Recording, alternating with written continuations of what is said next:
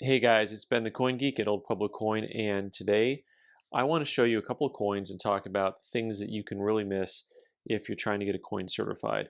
And this type of thing that a lot of guys get in trouble with is if they don't look close enough at coins, then they're going to send a coin in that looks really nice and ends up being clean. First lesson here is for all of you out there in YouTube land is do as I say, not as I do.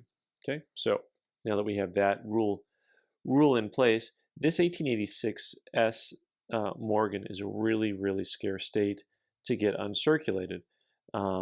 Pretty expensive coin, all in all, if it comes back a high enough grade, a nice mint state coin. And as you look at the coin, you'll get pretty excited because it's a nicer grade. But the thing that you have to watch out for, especially on this coin, this one's a little tricky because here on the back, there's a lot of lines that move, but those lines are going behind the devices underneath the lettering, which means they are die polish marks. So, you can look at it and you're like, man, look at those lines. Now, is that cleaned? No, they're die polish. All right, good. We're still good to go. Now we look at the front of the coin, and when you get the coin at this angle, stop, there are lines going north and south. Really pretty light, but they're there. So as we tilt it again, we're going to get those same lines to pop up. They actually go over the cheek too. You see all those lines popping up on the cheek right there? That is going to be something that's going to be called cleaning. And then the field, you see how beautiful the field looks? This is, once again, why you got to be careful when you look at a coin online on eBay or some other auction site. Look how great that looks. Then you get it at this angle, and boom, all those lines start popping up. Those ones are going left to right. And then if you get another tilt here, you see a bunch moving north and south, or up and down, however you want to put it. And they're actually over the entire surface of the coin, but you're not as likely to see them. See, I got at that angle, and now you see all those fine lines pop up. When we go right there, whoop, just lost it. There they are. All those lines moving up and down the coin. And that's the type of thing that you send this coin in because you think it's going to come back at 63 or 64, and they say, nope, sorry, Charlie, it's cleaned. Same thing with this, the 78cc, which, the color is just a blast white. The reverse has a little bit of a proof-like feel to it. And for those of you who know your Carson City dollars, 78cc's, they just come with a lot of chatter. Like they don't come attractive for some reason. They get a lot of hits in the field. And the sneaky thing about this coin is that, man, look at that face, right? Isn't that beautiful? This coin does not have quite the same type of marks on it. So whereas on the 86S, you can catch the coin at an angle and you see the lines are going all the way across the coin, which makes it actually easier to see when you turn the coin and then all of a sudden you stop and then you'll see lines. Or you get it at the other angle here and you'll, stop and you see the lines that are going all the way across the coin. On this one, the lines are not straight. So they are actually harder to see or notice. This is actually done by someone who's more of a coin doctor.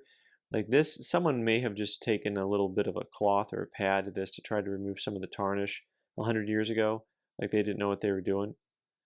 Right? But this is more intentional. This is someone who was probably trying to make the coin look better. And the reason I say that is because the lines are mostly on the cheek and they give away the fake impression of luster. So let's take a closer look at the back of the coin first here, the reverse of the coin, and see just really how nice this coin is.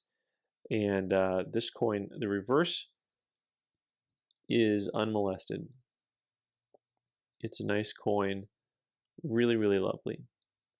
The obverse is where the action's at on this coin. So we're going to look closer, and really over that cheek, Um, let's start tilting the coin around and seeing some different angles. You know, see all these angles and how beautiful the coin looks. And then this, we're going to pause it right about there. You see that? You see the chin? You see those white lines moving straight across the chin? All right. Now, I moved it this way, and now all of a sudden you see the white lines moving from the cheek up the cheek line, almost like someone is putting on some rouge or something, all the way up to that curly Q under the hair. Because now all of a sudden you got lines that are moving upward. I'm going to lose my light source here when I'm trying to do this. But at this close angle, it can be difficult. Let me maybe just tilt the coin a little bit, see if I can get some of the other, a better picture of those lines. Now you can see those lines that are coming straight up the cheek jawline, the cheekbone line up towards the ear. And if I can get it at the right angle, you can start to see, there you go, look at that. So you can see where it starts. They ran off the forehead. You see those lines? And now it's going into the field just a little bit there. See, it's easier to see in the field when it hits, but once it gets over the face, it's really a lot harder to see. And whoever did this, they tried to make the cheek really clean. They tried to get rid of some of the marks on the cheek, because actually the rest of the field here, like the field behind her head, also untouched.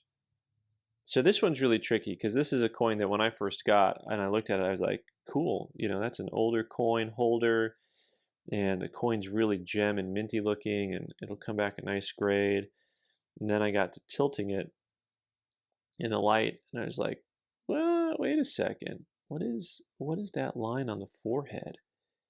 And then I took a closer look, and you can see how it's just moving around wrong, and I think maybe even some of it down the truncation. Yeah, even on her neckline, you see how the top half of the neck is dark and the bottom half is white. Those are lines that are also their cleaning lines, and they don't really hardly even go into the field.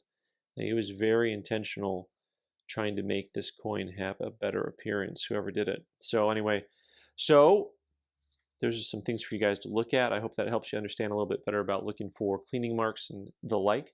I'm Ben the Coin Geek. Thanks so much for watching. You can subscribe by clicking on the button in the corner and watch more videos on the right side of the screen. Thanks.